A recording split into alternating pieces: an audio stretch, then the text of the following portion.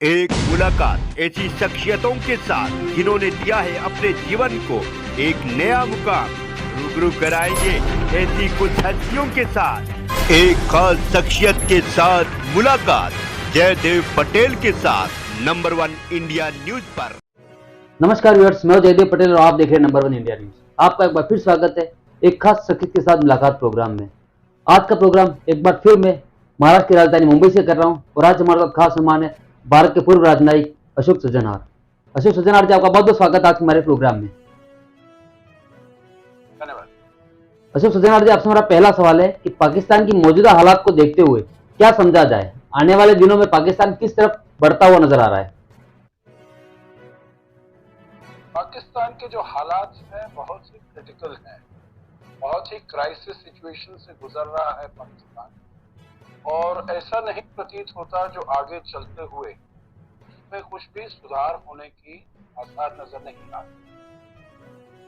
IMF ने भी उसके ऊपर जो उसको पैसा देना है, उसको पैसे की बहुत सख्त जरूरत है। उसको जो अपने डेट्स हैं उनको रीपे करना है।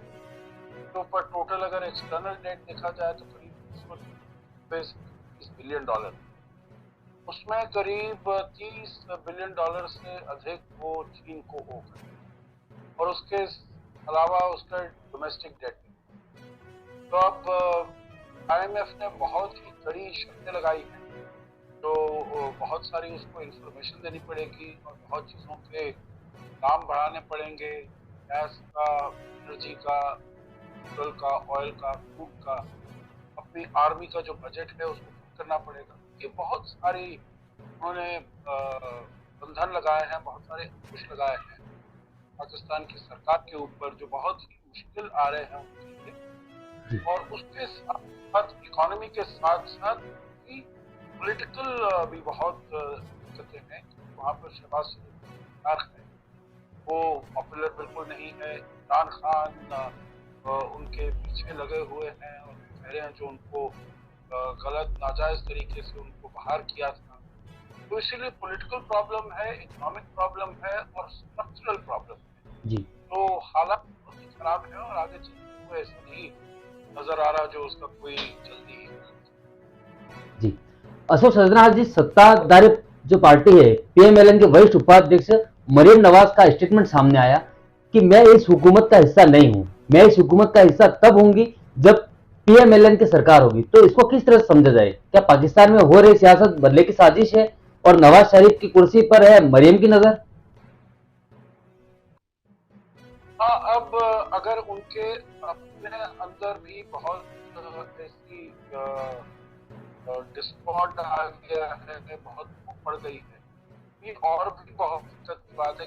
शहबाज शरीफ के तो बड़े भाई हैं नवाज शरीफ, और वो ऐसा समझा जाता था जो वो प्रॉक्सी हैं नवाज शरीफ के लिए। जब हालात ठीक हो जाएंगे, नवाज शरीफ वापस आ जाएंगे, वो अपनी सत्ता संभाल लेंगे, गद्दी संभाल लेंगे। और मरियम नवाज उनकी बेटी है, तो बिल्कुल साथ ही जिससे फैमिली कंसर्न है वैसे बन के वो चल रहा है। परंतु अब अगर मरियम नवाज का ये बयान आया है जो वो इस सरकार की हिस्सा नहीं है, तो ऐसा लगता है उनको मालूम चल गया है कि ये सरकार अगली जो इलेक्शन होने वाला है इस साल के आखिर तक, तो उसमें ये सरकार जीत नहीं पाएगी, कि कोई इसकी क्रेडिबिलिटी नहीं है। कि कुछ समय हो गया है उसको सरकार को में आए हुए, परंतु किसी भी हालात से, किसी भी तरीके से वो वहाँ के हालात तरीके से नहीं चला पाई है। और जो उसके ना तो अब उसको चीन से कोई सहायता मिल रही है, ना कि गल्फ कंट्री से जो कि हमेशा से उसके सपोर्ट रहे हैं, जैसे सऊदी अरेबिया हो, UAE हो, तुर्की तो अपने आप ही कम आया है उसमें लगा हुआ है, और अमेरिका से भी उसको सहायता नहीं मिल रही है। तो ये नहीं कहा जा सकता जो उसका जो टेन्योर रहा है उसमें कोई सफलतापूर्वक रहा है। बहुत ही सभी जगह फेलियर ही फेलियर दिखाई दे रहा है। तो इसलिए शायद मरियम नवाज ने भी राइटिंग ऑन द वॉल देख लिया है, इसलिए वो डिस्टेंस करने का प्रयास। जी। अशोक सज्जनहार जी, पाकिस्तान इस वक्त जिस तरह के हालात से गुजर रहा है, क्या वहां के नेताओं का कोई एहसास नहीं है कि पाकिस्तान इस वक्त किस तरह के आर्थिक संकट से गुजर रहा है?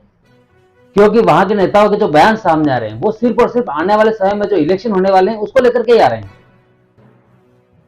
नहीं, देखिए अब बयान जो है वो तो बिल्कुल वो अब ठीक दे रहे हैं। वो कहते हैं हम आज जैसे डिफेंस मिनिस्टर ख्वाजा आसिफ ने वो एक बयान दिया है जो पाकिस्तान दिवालिया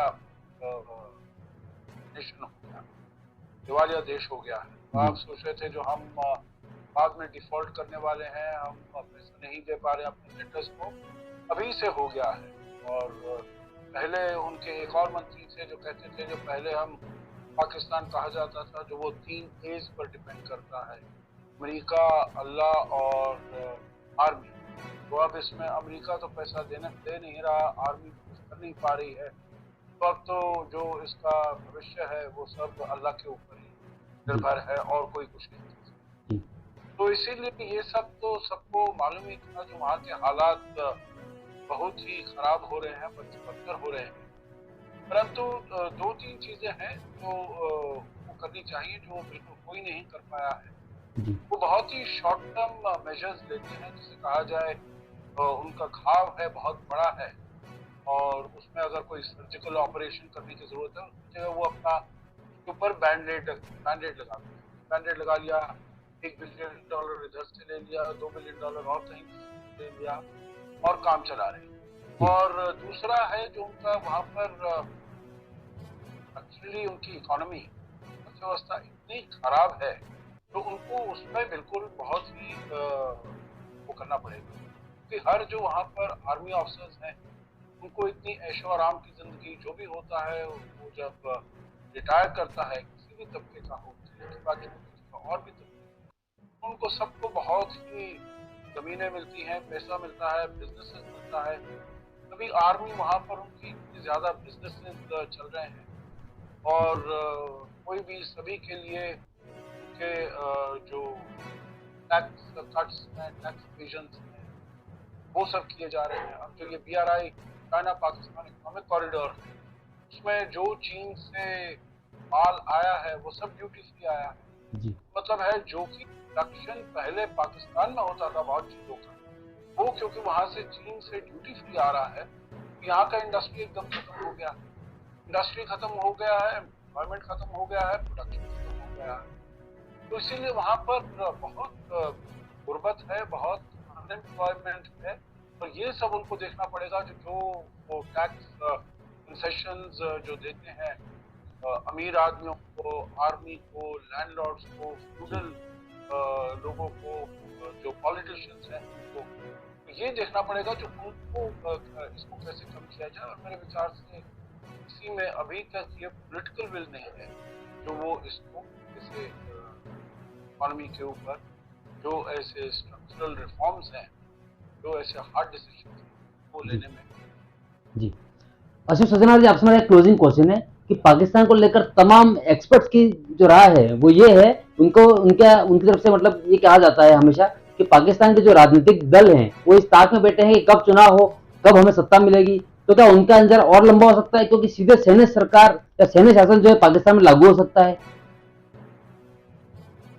हाँ, देखिए अभी कुछ समय पहले तो अब ये लगता है जो सेना ने भी समझ लिया है तो सामने आकर सत्ता को लेने से कोई फायदा नहीं है, क्योंकि उसके साथ पावर के साथ उनके पास रिस्पॉन्सिबिलिटी भी आएगी। तो वो चाहते हैं जो पावर तो रहे परंतु रिस्पॉन्सिबिलिटी नहीं। इसीलिए वो पीछे से वो लाइक अ पपेट कठपुतली की तरह अपनी जो सरकार है उसको चलाते रहते और अभी तक तो वो ठीक चल रहा था।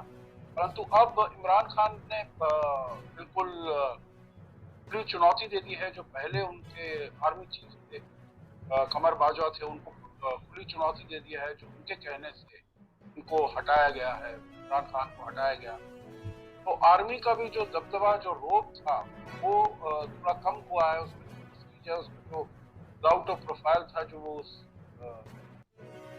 सुरक्षा के लिए पाकिस्तान की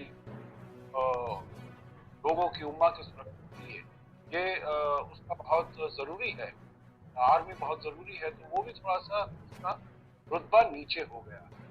तो अब अगर ऐसी बात है तो आर्मी अगर सामने आकर हाथ में लेती है तो उसके पास कोई जादू की छड़ी तो है नहीं, वो अपना जादू की छड़ी फहराएगी और हो जाएगा। तो इसीलिए मैंने कहूँ जो आर्मी के आने से भी कुछ होने वाला है, कुछ फायदा होने वाला है। वो डिसिप्लिन वगैरह थोड़ा हो जाए, परंतु उनको वहां पर अब पैसे की जरूरत है, वहां पर उनको फूल की जरूरत है, एनर्जी की जरूरत है, वहां पर उनको आटे की जरूरत है, खाद्यान्न की जरूरत है। और वो आर्मी के आने से अगर उनको पैसा नहीं मिलता है, ना अब सऊदी दे रहे हैं, ना गल्फ के लोग दे रहे हैं, चीन ने भी अपना हाथ कर दिया है। जी और जो एक देश यहाँ पर भी, जिसे कहा जाए, जो भी आपदा आती है, चाहे फाइनेंशियल हो, चाहे नेचुरल डिजास्टर हो, तो जो सबसे फर्स्ट रिस्पॉन्डर है वो भारत है। आपने श्रीलंका में देखा है, जो भारत में ही आकर वहां पर $3.8 बिलियन का वहां पर दिया, वहां पर उनको फर्टिलाइजर भेजा, वहां पर उनको एनर्जी भेजी, तेल भेजा, वहां पर खाने की चीजें भेजी, मेडिसिन भेजी, सब कुछ भेजा। परंतु पाकिस्तान अपनी ऐसी उसने अपनी फॉरेन पॉलिसी ऐसे की हुई है, जो भारत के साथ संबंध अच्छे नहीं है, कि वो आतंकवाद को सहारा देता है। तो जब तक वो ये नहीं करेगा, एक अपनी रिफॉर्म्स नहीं की सकता है, और एक भारत के साथ संबंधों को सुधारने का तरीके से प्रयास करता है, जिससे कि आतंकवाद के ऊपर अंकुश डाला जाए, रोक डाला जाए, तब तक मेरे विचार से उसका भविष्य बहुत ही उम्मीद है। जी। अशोक सदना जी, आपने नंबर इंडिया न्यूज की समय निकाला, उसके लिए आपका बहुत बहुत धन्यवाद।